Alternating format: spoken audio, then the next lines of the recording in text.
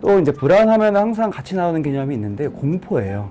불안과 공포? 뭐 비슷한 거 아닌가? 근데 중요한 차이점이 있습니다. 불안과 공포는 무슨 차이가 있을까요? 보통은 불안하다 하면은 뭔가가 막연한 거예요. 막연한 느낌. 보통 불안할 때는 내가 뭐 때문에 불안해라고 표현하지 않고요. 왠지 불안해 이렇게 표현하죠. 그 다음에 공포는 바로 이거죠. 사자가 나타나면 공포. 공포는 정확한 그 대상이 있습니다. 보통 외부 상황에 있어요. 좀 더 자세히 말씀드리면 불안이라는 거는 뭔가가 내 무의식 안에 심적으로 뭔가가 찝찝하고 내 무의식에 갈등이 일어나고 이제 이런 게 불안이고, 공포는 좀 명확해요. 인식할 수 있고 외부의 위협입니다.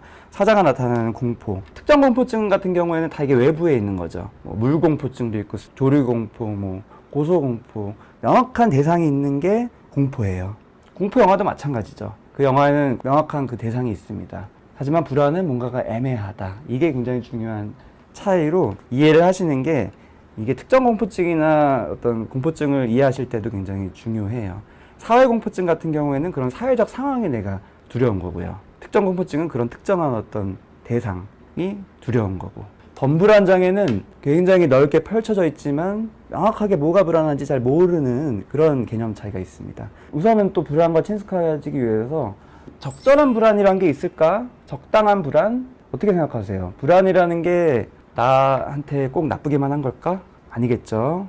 굉장히 유명한 그래프가 있습니다. 불안과 어떤 그 성과.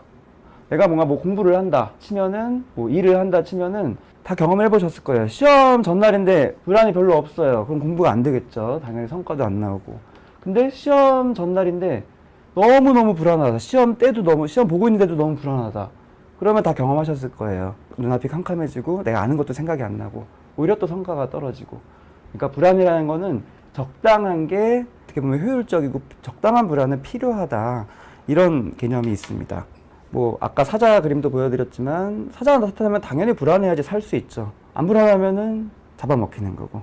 위험한 장소 같은 데서도 불안을 느껴야지 안전운전을 또 할 수 있는 거고, 너무 불안을 안 느끼면 또 위험하게 운전을 하다가 사고가 날 수도 있는 거고. 이런 건 다 정상적인 부분입니다. 자라면서 어렸을 때 엄마랑 떨어지는 불안도 그 적정한 연령대에는 정상인 거고, 또 처음에 어떤 학교 가거나 이런 것도 당연히 불안할 수 있는 거고, 또 첫 데이트 이런 것도 불안할 수 있는 거고, 내가 늙어가는 것도 불안할 수 있는 거고, 죽는 거 이것도 다 불안한 게 정상적인 부분입니다. 정상적인 다 느끼는 불안도 있는 거고, 적절한 불안이라는 것도 있는 거다. 적절한 불안이 있어야지 이제 각성이 잘 돼서 집중도 잘 되는 거고, 너무 불안해도 집중이 안 되고 너무 안 불안해도 집중이 안 되고.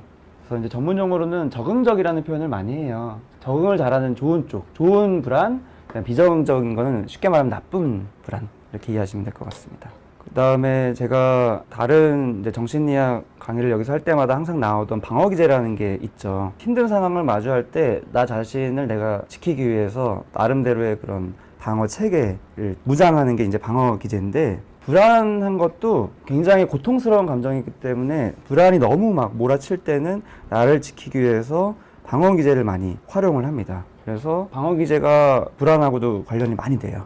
예를 들면은 아까 말씀드린 공포, 이 공포라는 것도 굉장히 중요한 방어기제가 또 돼요. 특정 공포증, 예를 들어서 바다공포증, 뭐 물공포증, 조류공포증, 거미공포증 너무 많죠. 특정 공포증의 경우는 너무 많은데, 뭐 고소공포증, 폐소공포증 되게 많은데 왜 그럴까? 그런 공포증인 분들의 심리를 잘 들여다보고 또 상담을 하게 되는 그 접근 방법이 뭐냐면은, 불안이라는 건 되게 애매한 거라고 말씀드렸잖아요. 그래서 내가 뭔가가 불안하고 찝찝한데 갈등이 되고 막 힘든데 이걸 내가 뭔지 알지도 못하고 되게 애매하기 때문에 힘들어요. 그럴 때 방어기제로서 이걸 명확하게 하는 방법이 있어요. 바로 전치라고 하는데, 특정한 대상을 딱 정해놓고 나의 모든 불안을 거기다가 다 쏟아붓는 거예요. 그래서 나는 새가 무서워 라고 딱 정해놓으면 나의 무슨 애매한 불안이 아닌 명확한 공포가 되는 거죠. 그래서 전치라는 것도 역시 방어기제예요. 내가 뭔가 애매한 거를 뭔지 모르는 불안으로부터 나를 지키기 위해서 방어기제로서 공포 대상을 딱 정해놓고 그걸 무서워하면은